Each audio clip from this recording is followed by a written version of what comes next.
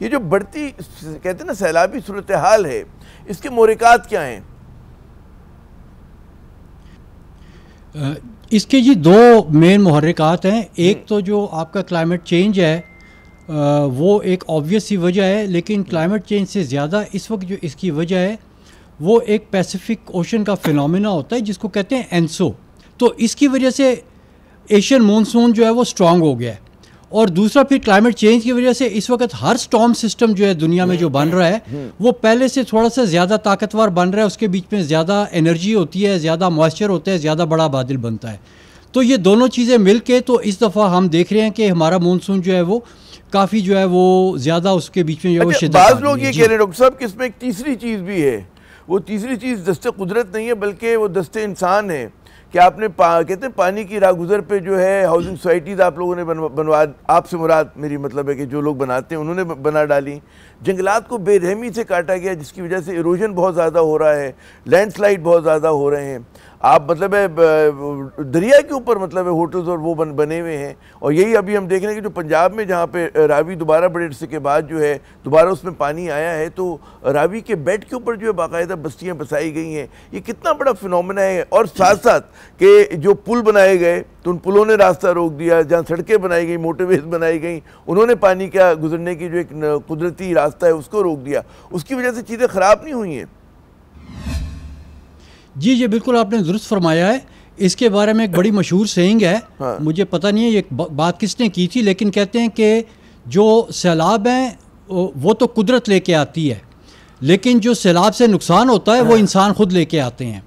तो बुनियादी तौर पे यही हो रहा है हमारे साथ कि सैलाब के गुजरने की जगह है, दरिया ने अपना रास्ता बनाया हुआ है, सदियों से वहाँ पे चल रहा है। और एक और चीज़ भी हमें याद रखनी चाहिए कि पहली दफ़ा इतने बड़े सैलाब नहीं आए। ये 1992 में भी इस तरह के सैलाब आए थे आपके चनाब रिवर में, जैसा अभी आप देख रहे हैं। इसी तरह से 1929 में फ्लड्स आए थे जो बहुत बड़े सैलाब थे, फिर 2010 में आया था। तो ये तो अपने रास्ते से गुजरते हैं सैलाब, और ये ऐसा सैलाब हर साल नहीं आता। कोई ऐसा है जो 50 साल के बाद आता है, कोई ऐसा है जो 100 साल के बाद आता है। तो अगर आप इन रास्तों के बीच में आके बैठ गए, आपने बस्तियां बसा दी हैं, तो इसमें कोई मतलब है कि सैलाब का तो कसूर नहीं है। ये तो कुदरत का निज़ाम है, ये चल रहा है, सदियों से चल रहा है, बल्कि मिलियन ऑफ ईयर से चल रहा है। तो इसमें देखें हमने जो गलतियां की हैं रिसेंटली, जो स्पेशली दरियाओं के बीच में एनक्रोचमेंट्स हुई हैं, उनकी एक बहुत बड़ी वजह यह है कि हमने अपने डैम्स के ऊपर बड़े बड़े अपने दरियाओं के ऊपर बड़े बड़े डैम्स बना दिए। हमने सिंध तास मुआहदा करके 2 दरिया बंद करवा दिया। हमने इंडिया को कहा कि जी सतलुज और रावी को बंद कर दो। तो अब हम ये समझ बैठे कि अब क्योंकि तो डैम बन गए, ये दरिया बंद हो गए, इनमें कभी पानी नहीं आएगा। लेकिन फिर हमने देखा कि 1988 में सतलुज में पानी आ गया, और अभी आप देखें रावी में पानी आ गया। तो ये चीज़ें जो देखें, डैम जो है वो पूरे सैलाब को तो कभी भी नहीं रोक सकता, बल्कि छोटे छोटे सैलाब को रोक लेता है। और लोग समझते हैं कि अब दरिया छोटा हो गया है, लेकिन जब बड़ा सैलाब आता है जिसको डैम नहीं रोक सकता तो फिर नुकसान ज़्यादा होता है। और इन सारी चीज़ों के साथ साथ एक और चीज़ हुई, हमें 2018 में जो प्राइम मिनिस्टर साहब थे उन्होंने कहा कि एक्सपर्ट्स कहते हैं कि 2025 में पानी ख़त्म हो जाएगा। अब ये भी एक बहुत बड़ी जो है वो बात थी कि प्राइम मिनिस्टर आपके मुल्क का बता रहे हैं आपको कि जी 2025 में पानी ख़त्म हो जाएगा। तो इन्होंने कहा कि जी ठीक है, रावी के ऊपर रूडा बना दो। वो बहुत बड़ी स्कीम उन्होंने वहाँ पे खड़ी कर दी। और देखिए ये जो स्कीमें बनाने वाले होते हैं ये सारे लैंड ग्रैबर हैं। इनका तो काम है कि ये स्कीम बनाएं, दरिया के बीच में प्लॉट भेजें और उसके बाद में जाके दुबई बैठ जाएँ। फिर इनको कोई पूछ नहीं सकता। मरता तो वो है जिसकी वहाँ पे इन्वेस्टमेंट डूब गई, मरता तो वो है जो बैठा हुआ था उसके घर में पानी आ गया। उनको तो नहीं पता कि हाइड्रोलॉजी क्या होती है। ये जो इतनी बड़ी स्कीमें बनाते हैं ये एक्सपर्ट्स को नहीं लेके आते, ये एनालिसिस नहीं करवाते, और फिर जो अपने नक्शे हैं ये रिश्वत दे के पास करवा लेते हैं।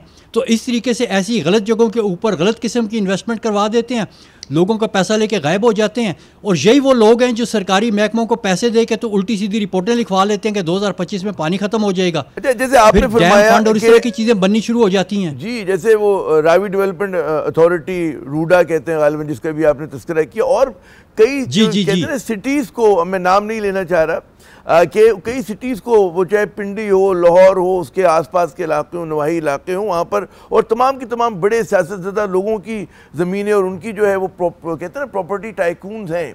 तो उसने हालात को मज़ीद अबतर नहीं किया है इस पूरी सूरत हाल में, जो मैं आपकी बात समझा। जी जी बिल्कुल ऐसा ही है।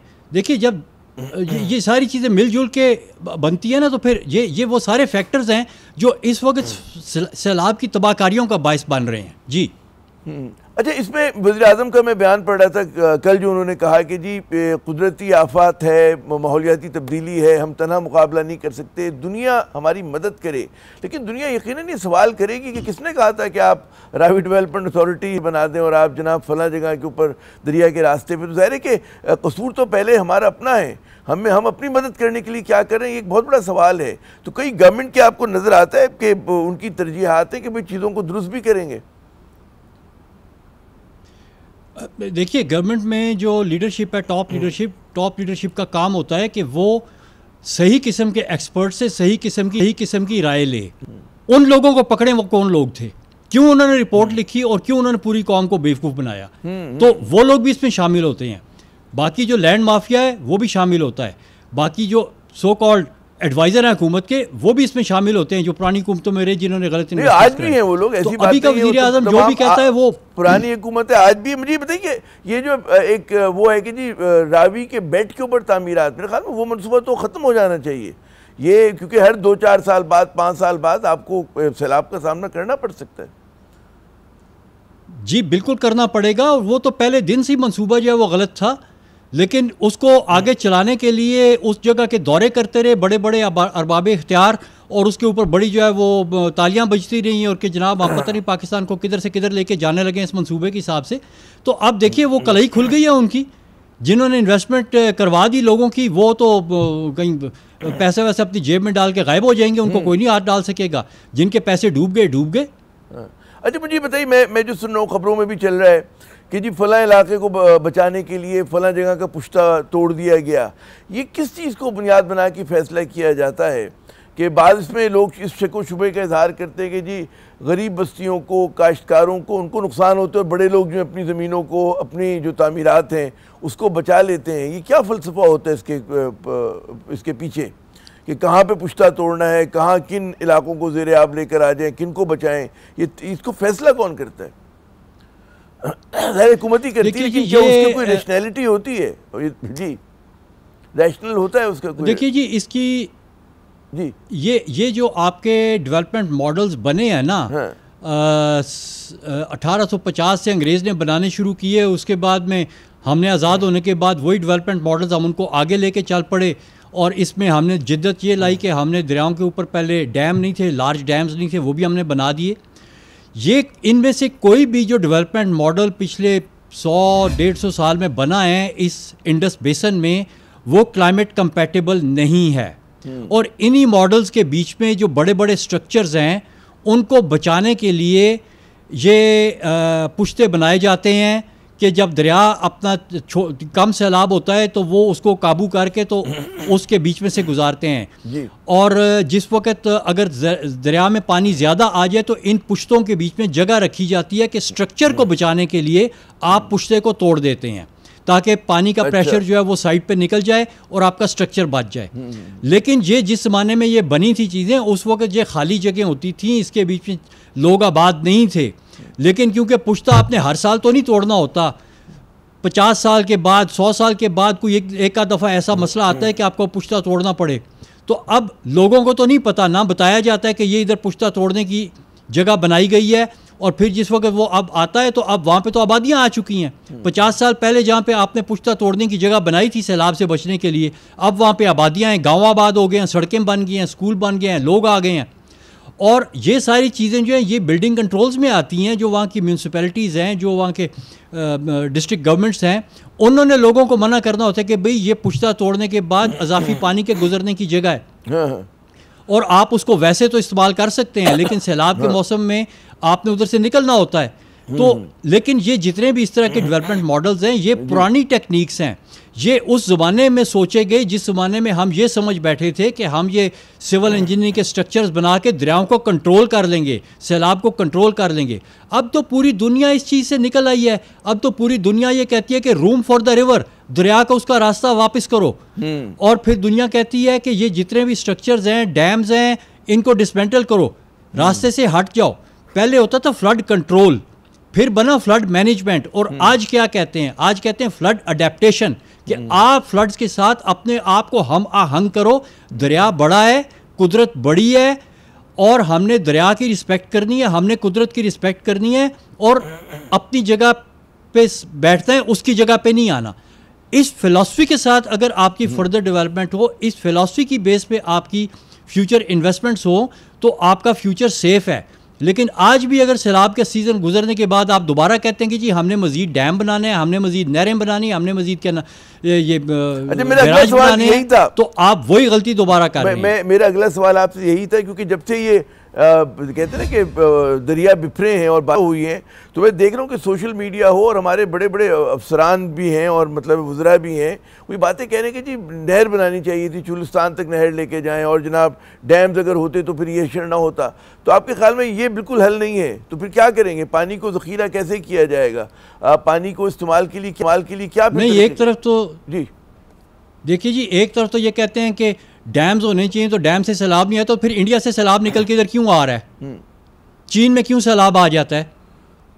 यूरोप में क्यों सैलाब आ गए? अमेरिका क्यों सैलाब में डूब जाता है? लेकिन पानी कहीं तो एक तरफ तो कहते हैं दोनों हजारों डैम, डैम तो सैलाब को रोकता ही नहीं है। हाँ।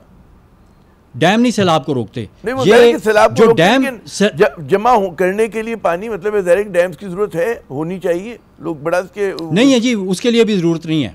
उसका मैं आपको बताता हूँ जी, बताइए। अगर आप अपने दरिया के रास्ते को खोल देते हैं ना, तो दरिया का रास्ता काफ़ी चौड़ा होता है।